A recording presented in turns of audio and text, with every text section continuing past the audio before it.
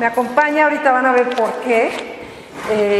Entonces, bueno, estamos aquí para tener algún tipo de vinculación con museos de las vecindades, o sea, de la vecindad de la Sinagoga Histórica en el número 71 de Justo Sierra. Cuando vi que el Colegio San Ildefonso está ofreciendo una exposición de arte islámico, se me ocurrió esta actividad para podernos vincular de alguna manera, porque en México tenemos dos comunidades, no una, de judíos que llegaron de Siria, pero los primeros judíos que llegaron a México, estamos hablando del siglo XX. Aquí no nos vamos a meter en el tema de la colonia y la Inquisición, sino que de quienes fundaron la primera comunidad judía actual, la comunidad actual se crea a principios del siglo XX. Los primeros que llegaron a México vinieron del Imperio Otomano, donde muchos de ellos hablaban árabe, aunque había comunidades en el Imperio Otomano que hablaban judeo-español, que es una lengua basada en el español que hablaban los expulsados de España que llegaron a Turquía, a Grecia, a los Balcanes, y que ahí esta lengua se mezcló con otras palabras. Y es por eso que nosotros podemos entender mucho de esto, pero no todo, porque no es español, es una lengua salpicada con palabras de otras lenguas. Entonces, llegan estos inmigrantes a principios del siglo porque estaban buscando libertad de oportunidades, porque en el Imperio Otomano se estaba llevando a cabo un proceso, bueno, ya no era un proceso, ya era una política muy nacionalista que llegaba a extremos en los que las minorías étnicas ya no tenían cabida. Había que uniformar y entonces se perdía, en el caso de los judíos, las escuelas hebreas, la posibilidad de las sinagogas y todas estas cosas. Era realmente muy peligroso para las identidades minoritarias. Entonces se van a diferentes países y algunos llegan a México, y llegan los que eran de Siria hablando árabe y escribiendo árabe, y fue a través del árabe que aprendieron el español o que aprendieron el hebreo en las pequeñas escuelas de religión que se armaron aquí en las vecindades del centro histórico, porque cuando llegan los primeros inmigrantes, pues no hay escuelas judías para dar una continuidad a estas tradiciones, y entonces los mandan a las escuelas públicas, donde aprendían las cosas que aprendían todos los niños, pero en las tardes muchos de ellos tomaban clases con algún jajam o con algún maestro que les enseñaba lo básico de la religión judía. Entonces, todo este barrio se convirtió en un barrio multicultural, en el que había armenios, libaneses, españoles, franceses y judíos de diferentes lugares. La otra sinagoga, a la que muchos de ustedes a lo mejor llegaron antes de venir acá, es la primera sinagoga de los judíos ashkenazim, que son los que hablaban yiddish, los que llegaron de Rusia, de Polonia, de Lituania. Eran muy diferentes en sus costumbres, muy diferentes inclusive en sus rasgos de los judíos árabes o de los judíos del Medio Oriente, que son los que fundaron esta sinagoga. Porque esta sinagoga, que es la primera que se hizo en México, bienvenidos, apenas estoy introduciendo, y si alguien gusta subirse por las escaleras y sentarse arriba, también lo puede hacer. ¿Sí se escucha bien en todo? ¿Sí? Los primeros judíos se establecieron en esta zona de la ciudad y fueron fundando sus espacios de convivencia en las vecindades, en los despachos, en los mercados, ¿sí? Donde, bueno, en la casa se hablaba, en el caso de esto, en árabe y en la calle fueron aprendiendo español. Entonces, así fue como se fue creando una incipiente comunidad que en 1912 se fundó y en 1918 compraron esta casa. Fue el primer territorio para los vivos, porque ya tenían el panteón, que fue lo primero a lo que se dedicaron para poder dar por iniciada una comunidad. Entonces, una vez que ya existía el panteón, se crea un espacio de convivencia, de rezo, de estudio aquí. En 1922 se da la primera escisión de los judíos hablantes de Yiddish que no se sentían cómodos con los que hablaban árabe porque rezaban diferente, pensaban diferente, no le entendían la lengua, se separan. Los judíos sefarditas que hablaban judío español se separan también y esta sinagoga se queda hasta el día de hoy a cargo de la comunidad de Damasco y los libaneses que se integraron después. Entonces, la comunidad Monte Sinai es la que agrupa hasta el día de hoy a los judíos de Damasco y Líbano y que es la dueña, digamos, de este espacio que no está abierto al público porque todavía está en uso y todavía tiene rezos. ¿Quiénes vienen aquí? Los judíos que trabajan en el centro. No hay judíos que vivan en el centro, pero hay muchos que todavía mantienen algún negocio en las inmediaciones. Entonces, los elementos que yo les quería mostrar relacionados al Medio Oriente, específicamente que hay en esta sinagoga, y me disculpo si va a ser una plática un poco breve, porque bueno, no tenemos tiempo, ofrecimos 3 y demás, pero espero que por lo menos puedan tener una visión general. Quienes fundaron esta sinagoga y que tenían elementos árabes en su cultura, vemos algunos de ellos aquí. No es la riqueza del arte islámico, no sé si ya fueron a San Ildefonso, sí. Y los que no han ido, les pedimos o les recomendamos, si no pueden hoy, que vayan otro día para hacer la liga, ¿no? Porque esta actividad tiene como objetivo encontrar vínculos y ligas con los museos de las inmediaciones, y con el Colegio de San Ildefonso encontramos esto, gracias a la exposición. Elementos de países árabes o islámicos que se encuentran en una sinagoga que es un templo judío, porque los judíos que la crearon venían de ahí. Uno, estas lámparas son lámparas de aceite, ahorita no están prendidas porque ya no se utilizan, pero los vasitos de vidrio se usan con aceite y agua, de donde flota una mechita. Este tipo de luz la van a encontrar en mezquitas, en Marruecos, en Turquía, en Irak, en otros países, nunca en una sinagoga de los judíos europeos. Número 2, las bancas, que además, si se fijan, tienen la forma de un arco. Este arco es tomado de la arquitectura árabe, que lo pueden ver en la exposición en varios paneles y demás. Estas bancas están dispuestas alrededor del muro. Esto es muy al estilo de los judíos del Medio Oriente, porque vienen de culturas que son muy hacia el centro, muy hacia la tribu, hacia el colectivo. Y esto me recuerda, ¿saben qué? Las vecindades. Las vecindades tienen un patio central y alrededor viven todos. Bueno, yo estoy segura, aunque no lo he visto escrito, que las vecindades nos las trajeron los españoles, que fueron conquistados 800 años por los árabes antes de llegar acá. Y yo creo que son un invento de esos países, porque los inmigrantes judíos que llegaron de Siria, no se les hizo raro esto de vivir en vecindades. Ya sabían, porque venían de lugares donde había este tipo de vivienda muy grupal, donde se diluye la vida individual, para bien y para mal, y de eso no vamos a hablar hoy. Pero bueno, otro elemento típico de las comunidades del Medio Oriente es la manera de guardar el rollo de la Torá, que es lo más sagrado que existe en el pueblo judío. El rollo de la Torá son los 5 libros de Moisés, que se escriben por un escriba a mano en un pergamino, y se enrollan y se guardan en los países árabes en caja, como estas que vemos aquí, que ya no se usan, y en los países Ashkenazim y de las otras comunidades en una tela como esta. Es diferente, y esto es muy interesante porque tiene que ver con cuestiones climáticas.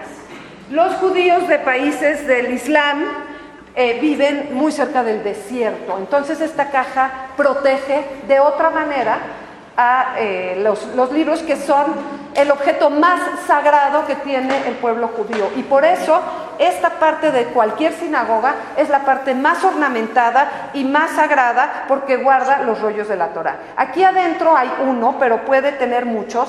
Yo no tengo la llave, no puedo mostrárselos, pero lo que verían adentro es una caja muy similar a esta, con el rollo adentro. Y con una mascada, que esto también es típico de los países del Medio Oriente, que lo adornan con una mascada de seda, que jamás lo vamos a ver en las otras sinagogas, ¿no? Otra cosa, este cuadrito, ¿ven ese clavo que hay ahí? Bueno, lo bajé de ahí. Este cuadro es muy interesante. Existe tanto en comunidades árabes como en comunidades europeas. Los europeos le llaman shiviti, que es la primera palabra del salmo que está descrito aquí en un acomodo cabalístico.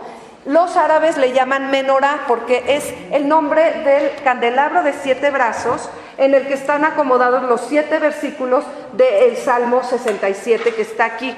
Lo interesante de este objeto en esta sinagoga es que tiene el hamse, ¿sí? No sé si alcanzan a ver aquí la mano, ¿sí? Que se relaciona con la mano de Fátima, que era, siendo la hija del profeta, era una representante de pureza, pero en el judaísmo este objeto se fue judaizando, ¿sí? Como la mano del sumo sacerdote que bendecía al pueblo, como el número 5, que es el que pertenece a la letra Hei, que es una representante del nombre de Dios, y como en todos estos países, también de los judíos que llegaron de estos países, es un amuleto en contra del mal de ojo, ¿sí? El judío también cree profundamente en el poder del mal de ojo, y entonces se hacen amuletos de protección.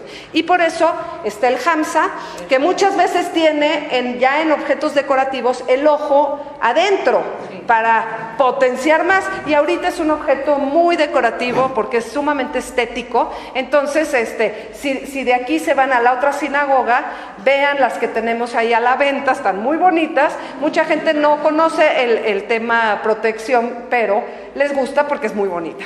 Por otro lado, tenemos estos cuadrados entrelazados que parecen una estrella de David, pero no de 2 triángulos, sino de 2 cuadrados. Esto es absolutamente un elemento del arte islámico, ¿sí? Y los judíos que llegaron de estos países lo adaptaron, y adentro tiene unas palabras que también son de un versículo bíblico en el Génesis, que aquí están descritos.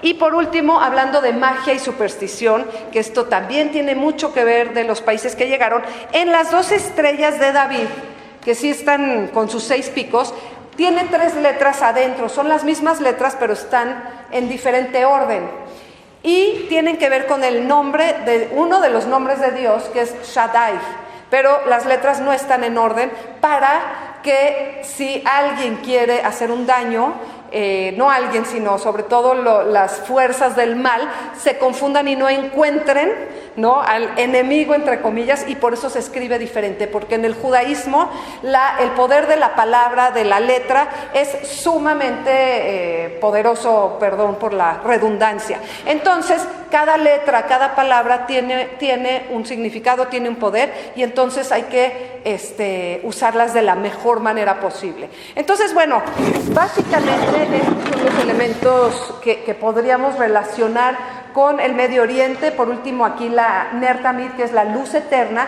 que vincula la luz con la destrucción del Templo de Jerusalén y la esperanza en su reconstrucción, y cerca siempre de donde están los rollos de la Torá. Pero lo que quería mencionar aquí es que tiene aquí caligrafía, que es una inscripción en la que se eleva a la memoria del alma de una persona. Quienes lo donan por el alma de esa persona, pero la caligrafía resulta sumamente estética, y eso es algo que utilizan mucho en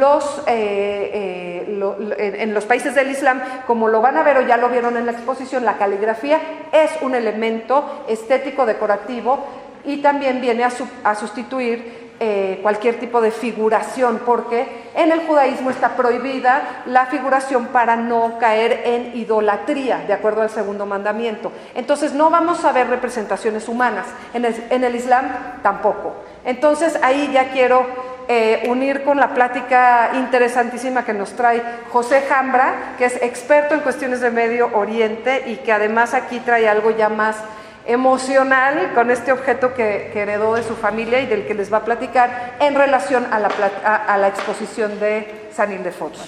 Gracias, Mónica. Creo que es una buena oportunidad, no nada más de vincular la exposición en San Ildefonso con la vida judía en México, en particular con la vida de los judíos árabes, sino también para resignificar al Islam. Hoy en día escuchamos Islam y escuchamos Estado Islámico, degollados, explotados, volados, guerras, maltrato a las mujeres. Eso es una parte del Islam. Sí existe, no la podemos negar. No la podemos negar en ninguna cultura.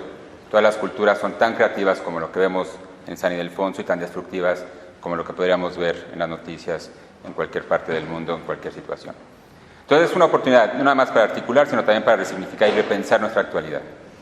El estado de las cosas de hoy en día no es el estado de las cosas que tienen que ser para siempre, ni lo fueron siempre, ni necesariamente tienen que ser para el futuro. Eso simplemente como introducción y nos permite entrar a un tema o entrar a la vida con una expectativa más esperanzadora, ¿no? Eso quisiera utilizarlo como introducción. Y bueno, en este asunto del arte islámico, que es una forma de conceptualizar un desarrollo artístico a lo largo de varios siglos, que no necesariamente fue hecho por musulmanes, ¿no? Islam es la religión que practican los musulmanes, es decir, no todo el arte islámico es necesariamente elaborado por artistas musulmanes, ni para fines musulmanes. El 80% de las piezas que están en San Ildefonso, como nos dice la guía del museo, son piezas que se hicieron para el uso cotidiano, utilitarias. Vasijas, jarrones, platos, candelabros, instrumentos para la guerra. Ojalá no fuera tan cotidiana eso, pero bueno, finalmente es para el uso práctico. Hay un elemento del que hacía referencia Mónica hace un momento, que es una pieza, es un portaviandas como este, no es este, pero es un portaviandas como este. Portaviandas para llevar comida de casa del trabajo, que en este caso, esto es lo que traje acá, pero el portaviandas del que quiero hablar es este, que es un portavianda que salió de Damasco, elaborado en Damasco hace 100 años, más o menos. Dame un segundo, te voy a poner a... Necesito que te oigan todos. ¿No se escucha? Sí, pero se va a oír mejor así. Ok. Ponte esto. Mientras no me pidan hamburguesas. ¿Aquí? ¿Cómo va en la cabeza? Sí, pero no prende. ¿O en el cuello? Ahí como quieras, ¿Aquí? pero no prende. Ok. Bueno, habla más fuerte, mío. Bueno, sí. Es un objeto para uso cotidiano elaborado en Damasco, supongo por un artista judío, todavía no tengo la certeza de eso, pero que rescata los elementos, varios elementos del arte islámico. Por un lado, sí, su uso utilitario, pero por el otro también la caligrafía. Uno de los elementos del arte islámico es el adorno con la escritura en árabe. Aquí hay una resignificación incluso de esto, que es el utilizar otros alfabetos, en este caso el hebreo y el latino. Sí, perdón, lo paso para acá. Y voy pasando más fotos. Pasar los libros. Si quieren pasar para allá, por favor. Hay caligrafía en hebreo y con letras latinas que hacen referencia justamente a este elemento del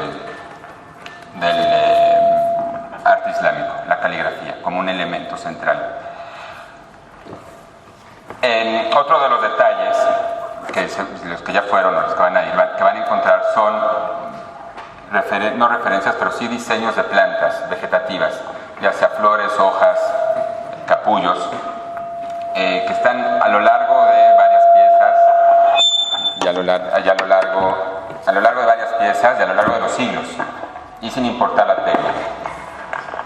¿Así? Así, ok. ¿Se escucha mejor? Sin importar la técnica, puede ser cerámica quemada, puede ser madera, puede ser piedra o incluso metal grabado como este. Una de estas piezas, digo que la pueden ver acá, es un mihrab, que es en las mezquitas son nichos que se colocan justamente para dirigir el rezo hacia la Meca. Entonces siempre el rezo en las mezquitas tiene que dar en dirección a la Meca, y la forma de localizar ese punto para orientar el rezo son este tipo de nichos.